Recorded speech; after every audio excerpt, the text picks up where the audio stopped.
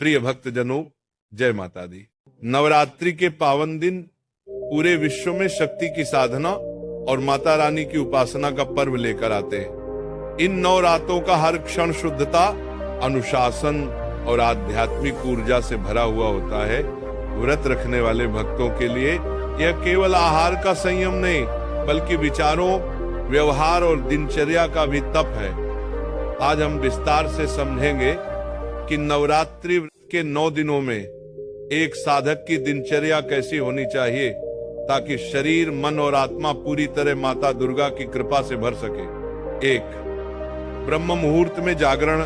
नवरात्रि में दिन की शुरुआत सूर्योदय से पहले ब्रह्म मुहूर्त में करना अत्यंत महत्वपूर्ण है। लगभग 4 बजे से 5 बजे के बीच का समय सबसे शुद्ध और ऊर्जा से परिपूर्ण माना जाता है। नींद से उठते ही सबसे पहले माता का स्मरण करें और आचमन कर महत्वपूर्ण माना जाता है। देवी दुर्गाय नमः का जाप करें। इसके बाद गुनगुने जल से स्नान करें। स्वच्छ और हल्के रंग के कपड़े पहने। सफेद, पीले या लाल रंग के वस्त्र शुभ माने जाते हैं। 2. प्राणायाम और ध्यान। व्रत का अर्थ सिर्फ उपवास नहीं, बल्कि मन का संयम है। सुबह की शांति में प्राणायाम, अनुलोम विलोम, गहरी श्वास और ध्यान करने से मानसिक स्थिरता आती है। माता की आराधना करने से पहले कम से कम 15-20 मिनट का ध्यान मन को पवित्र और एकाग्र बनाता है। 3. पूजा की तैयारी। नवरात्रि के दौरान घर के मंदिर या पूजा स्थान को विशेष रूप से स्वच्छ रखें। कलश स्थापना के बाद प्रतिदिन सुबह और शाम माँ दुर्गा, महाकाली, महालक्ष्मी और महासरस्वती का पूजन करें।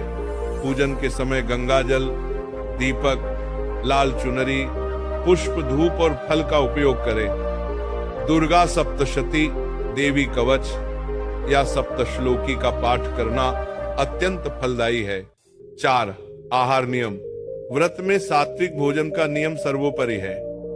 अनाज, दाल, लहसुन, प्याज, मांसाहार और तामसिक भोजन का त्याग करें। दिन में 1 या 2 बार फलाहार लें। इसमें फल, दूध, दही, सिंघाड़ा, आटा, कुट्टू आटा, साबूदाना, राजगीरा शामिल हो सकते हैं।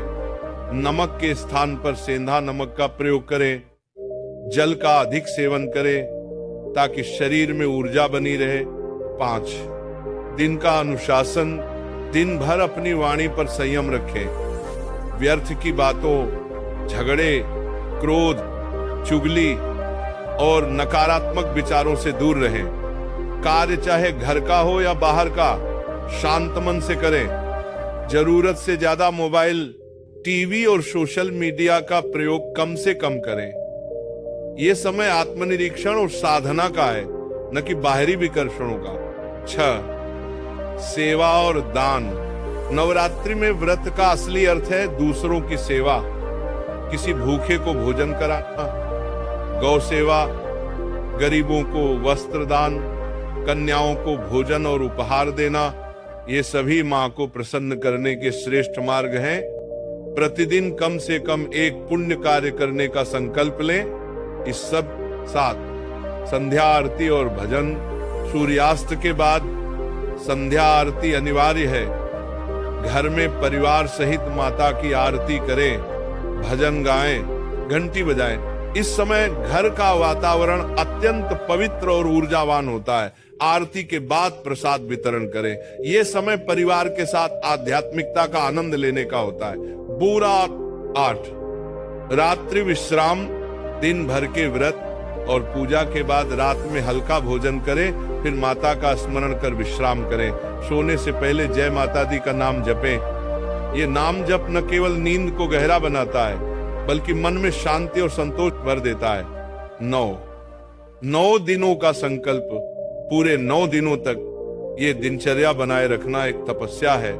ये शरीर को शुद्ध करता है, मन को स्थिर करता है और आत्मा को उच्च शक्ति से जोड़ता है।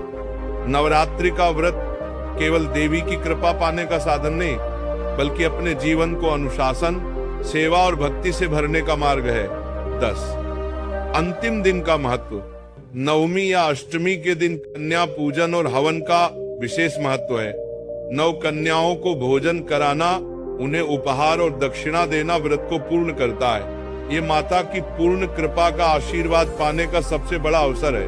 प्रिय भक्तों, नवरात्रि का व्रत और उसकी दिनचर्या हमें यह सिखाती है कि सच्ची उपासना केवल मंदिर की सीमा में नहीं बल्कि हर कर्म में है।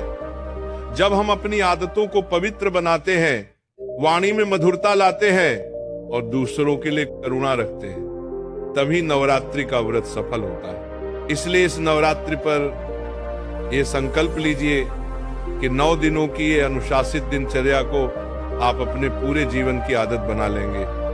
नियमित समय पर उठना, सात्विक भोजन, ध्यान, सेवा और सत्संग, यही वह सूत्र है जो न सिर्फ व्रत को सफल बनाता है बल्कि पूरे जीवन को मंगलमय करता है।